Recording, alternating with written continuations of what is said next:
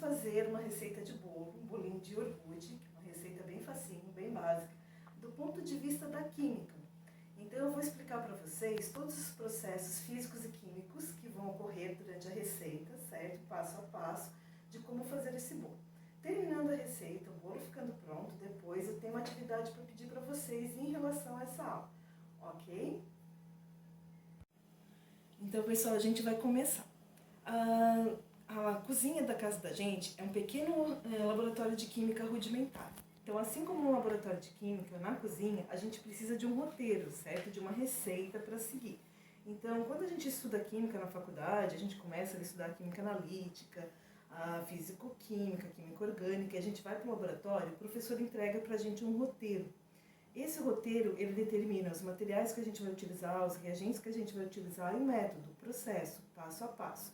A gente executa a prática, depois tem o resultado e nós temos que analisar esse resultado. Não é muito diferente na nossa cozinha. Quando a gente vai fazer uma receita nova, por exemplo, a gente pesquisa na internet. Aqui eu peguei uma receita de bolo, do bolo de iogurte, e o primeiro passo a gente vai estudar essa receita. Ver os ingredientes que a gente vai utilizar, o material que a gente vai utilizar e o método de preparo, certo?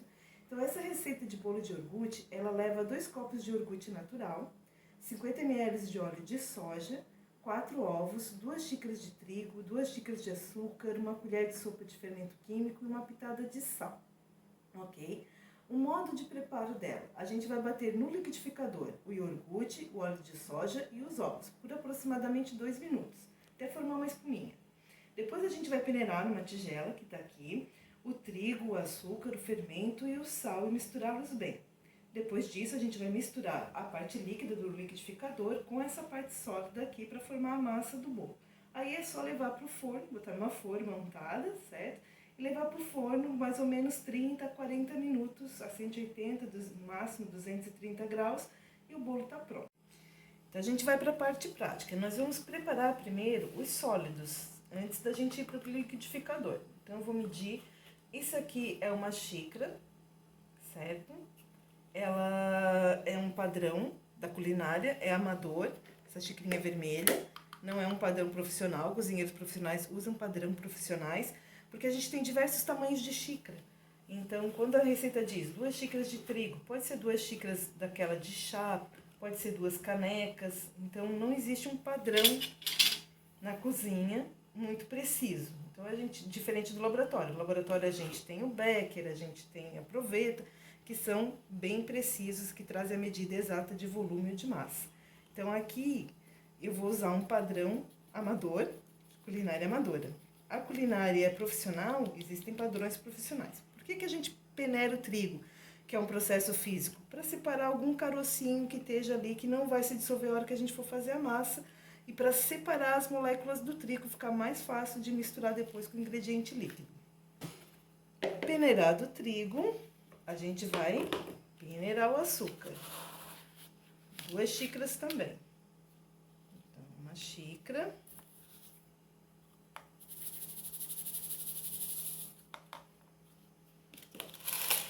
Xícaras, segunda. O açúcar também é importante. Esse aqui eu estou usando o branco. Pode usar o mascavo ou o demerara, aí a gente não peneira.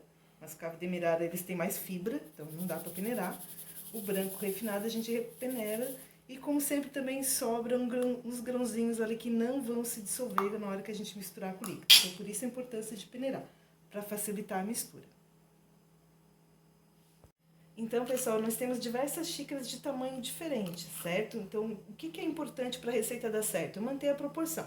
Se eu usar essa xícara aqui, que é uma xícara de chá, eu tenho que medir tanto trigo quanto açúcar usando essa xícara. Se eu usar uma caneca, a mesma coisa. Se eu usar essa aqui para o trigo, essa aqui para o açúcar, as proporções vão ficar diferentes, certo? Então, a receita já vai desandar, não vai dar muito certo, porque a gente não vai ter quantidades precisas, vai misturar um pouquinho. Então, o importante dessa receita é usar a mesma xícara, tanto para o trigo quanto para o açúcar, para manter a proporção entre os ingredientes. No laboratório, a importância de usar um objeto com medida exata, como aqui eu usei um padrão, é que a gente vai ter sempre a mesma quantidade, certo? Então, isso facilita na hora de fazer, de trabalhar e das reações químicas ocorrerem. Não há diferença de massa a gente usar um padrão. Por isso é tão importante usar um padrão no laboratório. Na cozinha não é tão importante assim, mas se a gente não der atenção a isso, às medidas, acaba desandando a receita, não dá certo, ok? Então aqui a gente colocou o trigo e o açúcar, nós vamos misturar e vamos acrescentar uma pitada de sal e uma colher bem generosa de sopa de fermento químico. O trigo, gente, ele é um produto orgânico, certo? Ele é um cereal, a farinha de trigo é feita do grão de trigo que é torrado, moído e depois refinado. A diferença entre o trigo integral e esse trigo que eu estou usando aqui, que é o trigo refinado. O trigo integral, ele tem mais fibras. As fibras do trigo são preservadas. O refinado, a gente tira praticamente quase toda a fibra. Então aqui nós temos basicamente só carboidrato, certo? Não tem proteína. Farinha de trigo, quando a gente consome, depois de assada e torrada e transformada num bolo, num pão, quando a gente ingere, o nosso organismo vai digerir e ela vai se transformar em carboidrato.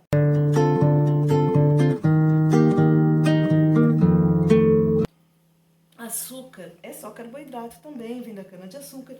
Diferença do açúcar branco, fininho, e do orgânico, né, do açúcar não refinado, que é o açúcar mascavo, é que o açúcar mascavo tem fibra junto, que a fibra da cana foi preservada, algumas dessas fibras. E o refinado a gente dissolveu, a gente tirou todas as fibras, a gente tem só mesmo a sacarose, que é o açúcar branquinho, então o C12H22O11, e que nosso organismo vai se transformar principalmente em energia. Mas é só carboidrato. Então aqui o único produto alimentar que a gente tem é carboidrato e carboidrato. Por enquanto a gente não tem nenhuma fibra. Avião sem asa, fogueira sem brasa, sou eu, assim sem você. Vamos botar uma pitadinha de sal, cloreto de sódio, famoso cloreto de sódio, sal de cozinha, que é inorgânico. Por que a gente faz isso no bolo? Ele ajuda, ele vai funcionar como um detergente. Produto orgânico é difícil de solubilizar, é difícil de misturar. O sal, como ele é inorgânico, ele vai facilitar, ele vai dar uma composição iônica a essa massa de bolo, facilitando a mistura do ingrediente sólido com o ingrediente líquido. E deixa o bolo um pouquinho mais fofinho, mais aerado, e dá essa diferença. Quebra um pouquinho também a questão do doce, não deixa o bolo tão doce assim. Futebol sem bola, piu-piu sem frajola, sou eu, assim sem você. Fermento químico, aqui eu estou usando o Royal, mas pode ser o Flashman. Uma colher de sopa bem generosa, não precisa peneirar, porque ele já é bem fininho, ele não forma grãozinhos. A composição desse fermento aqui tem como base o bicarbonato de sódio, mas ele não tem só bicarbonato de sódio. Ele também tem um pouquinho de carbonato de cálcio, que é um outro sal, e ele tem um pouquinho de fermento biológico, certo? Então é esse pouquinho de fermento biológico que está aqui misturadinho, que vai fazer o bolo crescer junto com o bicarbonato de sódio. Então aqui nós temos os ingredientes sólidos, trigo e açúcar, que são os carboidratos do nosso bolo, e que vão dar a sustentação para a massa, a consistência da massa. Aqui é um processo físico, a gente está só misturando, não tem reação química, só mistura dos sólidos. E o fermento, que vai fazer o nosso bolo crescer, que depois vai reagir quimicamente com o líquido para fazer a fermentação da massa e fazer esse bolo crescer. Por que é que tem que ser assim? Se o meu desejo não tem fim, eu te quero. Pessoal, então agora nós vamos fazer a parte líquida. Então nós temos aqui os 2 potes de iogurte natural, sem sabor. Quem faz iogurte caseiro, pode ser iogurte caseiro também, tá, pessoal? Vai dar mais ou menos em torno de 340 gramas, 350 gramas. A gente quer um bolo bem fofinho. E iogurte é leite fermentado. Então é o leite que estragou, literalmente, a gente fermentou.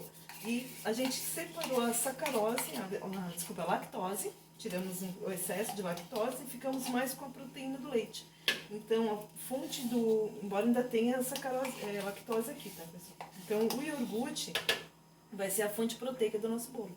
Ele tem carboidratos e tem proteínas, certo?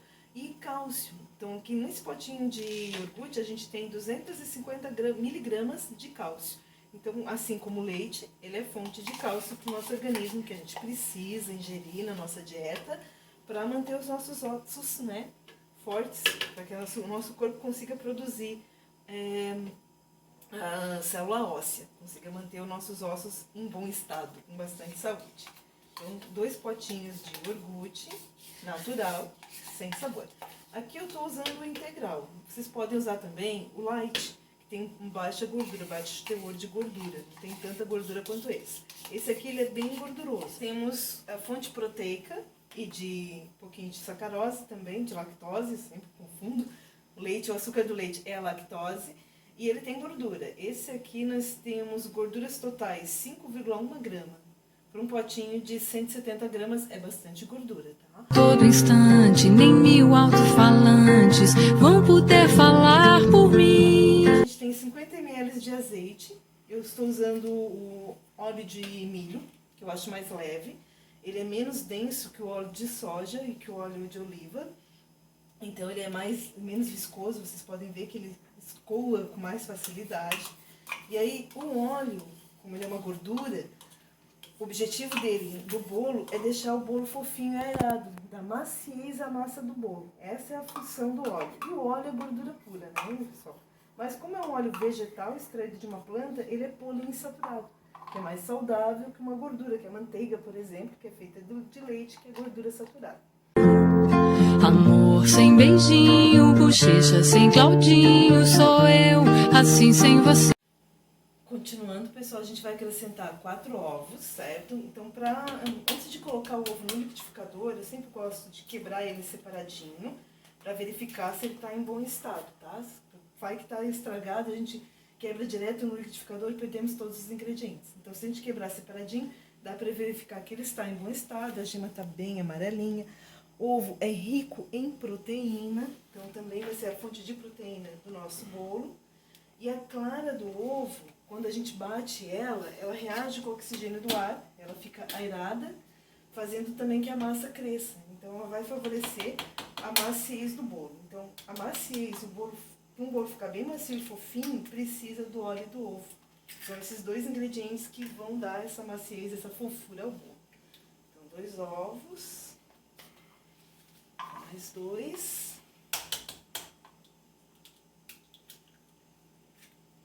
Gema bem amarelinha.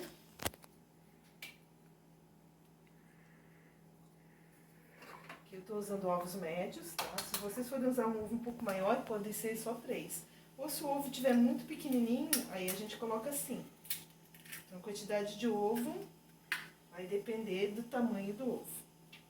Deixa eu lavar minha mão, que tá suja de clara. E a gente vai botar pra bater.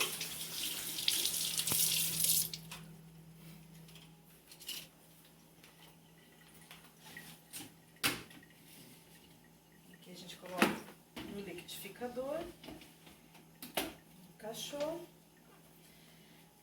O importante aqui é bater bem, então esperar pelo menos uns 2 minutos até formar uma boa espuma. Quanto mais espuma formar a massa, mais fofo vai ficar o nosso bolo, mais aerado vai ficar a nossa massa.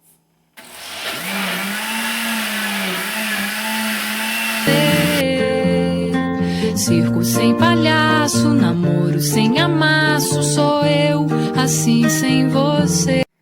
Então, batido no liquidificador por 2 a 3 minutos, formando a espuminha, certo?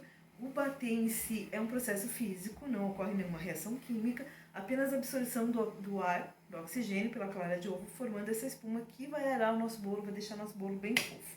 Agora aqui tem um segredinho.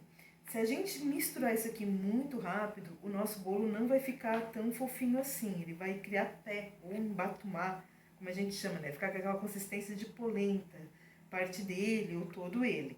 Então o segredo aqui é misturar lentamente, porque se a gente misturar muito rápido, esse oxigênio que foi absorvido, ele vai sair embora, ele vai ser jogado para fora da massa, vai acabar saindo, e a gente não quer que isso aconteça. Então nós vamos misturar lentamente, à mão, com bastante paciência, certo? Para absorver todo esse oxigênio que foi absorvido pela clara quando a gente misturou ali os ingredientes através de um processo físico. Aqui ainda não tem nenhuma reação química. Então, a gente vai fazer uma mistura aqui e vamos tentar homogeneizar a massa. Deixar a massa homogênea, ou seja, tudo igualzinho. Lembra lá da mistura homogênea? Só cuidado, porque essa massa, não é uma mistura homogênea, apesar dela estar homogeneizada. Isso dá um nó na cabeça, né? Por que que não é uma mistura classificada como uma mistura homogênea? Porque não é uma solução. A gente consegue misturar os ingredientes, consegue deixar tudo igualzinho, homogeneizado, mas não é uma solução, é uma suspensão. Ok? Porque a partícula de trigo é muito grande para se dissolver e a gente não conseguir observar ela, não conseguir ver ela. Não fica com água e sal, por exemplo. A água e sal a gente vê só a água, então ali é uma mistura homogênea. Aqui a gente tem uma suspensão coloidal, que é quando um sólido se mistura com um líquido e a partícula do sólido ultrapassa uma certa medida, ali um tamanho, ela é muito grande. Que é o que acontece aqui, a partícula de trigo, a molécula do trigo, é uma macromolécula, ela é muito grande. Então, quando a gente mistura ela com água ou com qualquer outro líquido, ela forma uma suspensão e não uma solução. Por isso que a gente não classifica como solução homogênea. É solução heterogênea. Mas a mistura pode ser homogeneizada. Loucura, né? Coisa de químico. Então, pessoal, misturado delicadamente, a mão sem bater, a gente vai observar que essa massa ela fica bem líquida, tá? Não é uma massa de consistência densa, ela é bem leve. E a gente pode observar que já começou a reação química de fermentação. Começam já a formar essas bolinhas. Essas bolinhas aqui que surgem sobre a massa, já é o fermento químico reagindo com o líquido, com o azeite, com o ovo e com o iogurte, que vai fazer com que a massa cresça. Então, é essa fermentação, é essa formação de gás carbônico que ocorre com o fermento, com bicarbonato de sódio, ele reage com o líquido, libera gás carbônico, que vai fazer a massa crescer, que vai fazer com que o nosso bolo fique bem fofinho. Então, aqui eu vou colocar numa forma untada e enfarinhada, para facilitar depois para tirar o bolo da forma. Eu gosto de usar essa forma de pudim, que o bolo ele fica alto, fica bem fofinho, bem macio. Vocês podem usar uma forma mais baixa também, certo? A diferença entre essas e outras. Uma forma mais baixa, ou sem esse furo no meio, a massa vai se espalhar mais, a gente vai aumentar a superfície de contato, o bolo vai assar mais rápido, eu vou gastar menos gás. Com essa forma aqui, a gente gasta um pouquinho mais de gás, o bolo demora um pouquinho mais para assar, ele vai levar de 40 a 45 minutos para ficar pronto, mas ele fica mais fofo, certo? Então, a questão aqui é de gosto do cliente, cada um pode escolher como quer fazer os seus, quer fazer mais fofinho, mais alto, uma forma menor ou uma forma maior. Se quer economizar um pouquinho de gás ou se quer gastar um pouquinho mais. Aí é questão de opção pessoal. Ok? Então, a gente coloca aqui. Aproveitar bem a massa para não ter desperdício. A gente raspa bem a bacia. Evitar o desperdício de comida. Existem objetos de cozinha, o pão duro para raspar, que eu estou usando uma espátula normal, mas o pão duro é muito eficiente nesse caso, tá, gente? Para fazer essa raspagem, para tirar bem essa massa e aproveitar bem os ingredientes que foram utilizados. Certo? Então, aqui massa na forma, a gente dá uma mexidinha para ficar toda no mesmo nível e agora é só levar para o forno. Forno pré-aquecido, então eu já liguei o meu forno quando eu iniciei a receita, a 230 graus.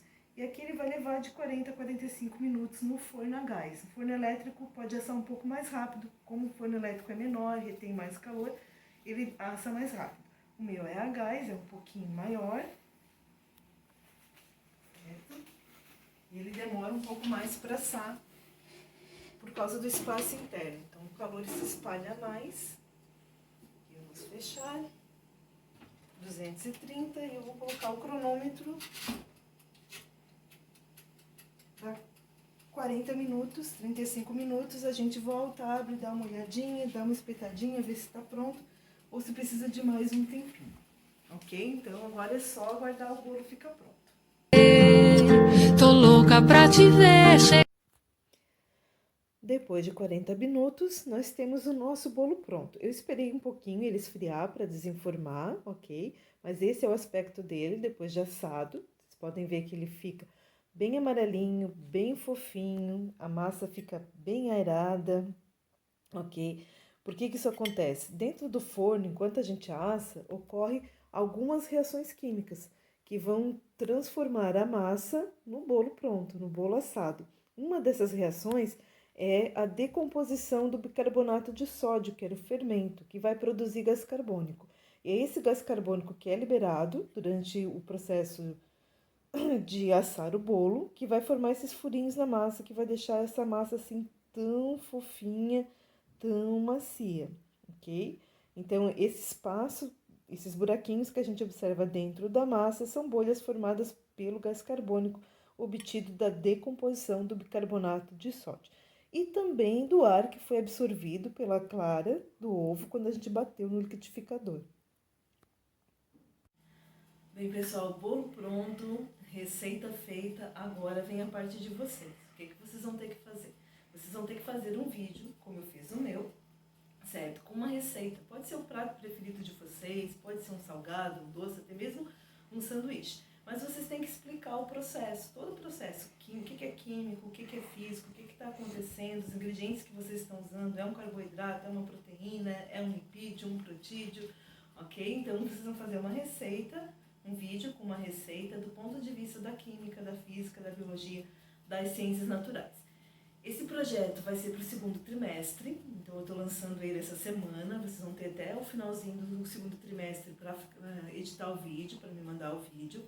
Vocês podem fazer individualmente, quem conseguir se organizar para fazer em dupla com um colega, mesmo na pandemia, mesmo estando à distância, se vocês conseguirem se organizar para fazer em dupla, pode ser em dupla. Peço ajuda para a mãe, para o pai, para a família, ok? Não esqueçam de incluir no vídeo a receita, vocês vão ter que colocar a receita, os ingredientes, o método utilizado, dicas, se tiver alguma dica, e explicar o que está acontecendo, o que é reação química, o que é reação física, o processo todo, ok? Eu espero que vocês tenham gostado da aula, que o projeto empolgue vocês, e fico aguardando agora, então, vocês enviarem o vídeo de vocês para dar essa nota no segundo trimestre.